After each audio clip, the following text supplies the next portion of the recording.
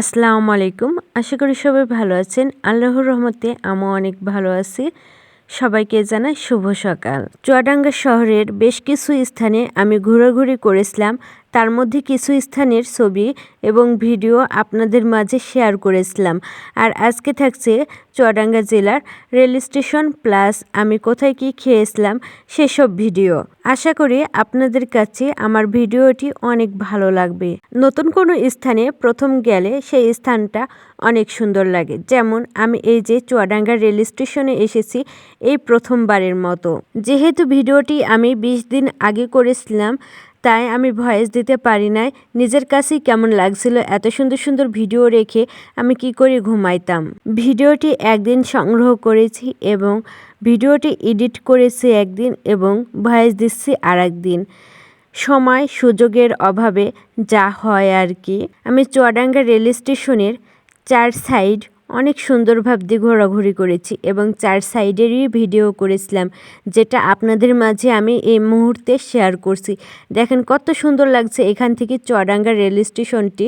অনেক সুন্দর লাগছে, প্রকৃতিতে ভরা এবং অনেক সুন্দর একটি জায়গা চুয়াডাঙ্গা রেল স্টেশন। এইখানে হয়তো বা আমি ভয়েস দিচ্ছিলাম। প্রচুর জায়গায় ঘোরাঘুরি করতে হবে এবং প্রচুর স্থানে ঘুরতে হবে। যেহেতু ভ্রমণ পিপাসু লোক আমি, জেনে রাখি কিছু তথ্য চুয়াডাঙ্গা সম্পর্কে। রাজধানী ঢাকা থেকে প্রায় 250 কিলোমিটার দূরে এই জেলা অবস্থিত। এই জেলাটি খুলনা বিভাগের মধ্যে অবস্থিত। আর বাংলাদেশের হিসাব মতে চুয়াডাঙ্গা জেলা বাংলাদেশের দক্ষিণ পশ্চিমা অঞ্চলের খুলনা বিভাগের একটি সীমান্তবর্তী জেলা।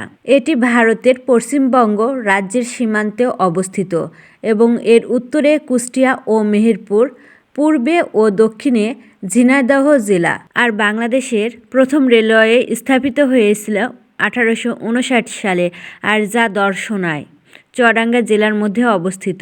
চুয়াডাঙ্গা রেল স্টেশন ঘুরে আমি চুয়াডাঙ্গা রেল স্টেশনের পাশেই মামা ভাগ্নি হোটেলে চলে এসেছিলাম এবং এখানে আমি দুপুরের খাবার খেয়েছিলাম। শুধু ঘোরাঘুরি করলে হবে না, খেতেও হবে।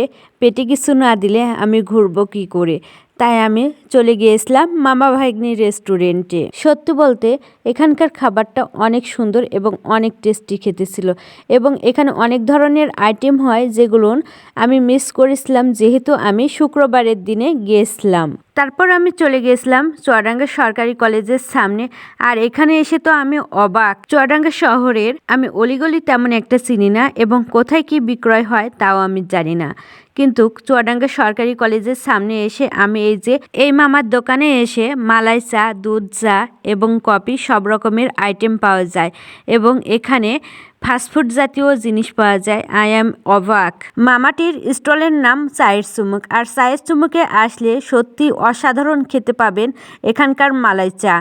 এসে একবার এক কফি চা খেয়ে দেখবেন, অনেক সুন্দর এবং অনেক টেস্টি। আজকের ভিডিওটি ছিল এই পর্যন্ত। সবাই ভালো থাকবেন, সুস্থ থাকবেন। আল্লাহ হাফেজ। Thank you for watching.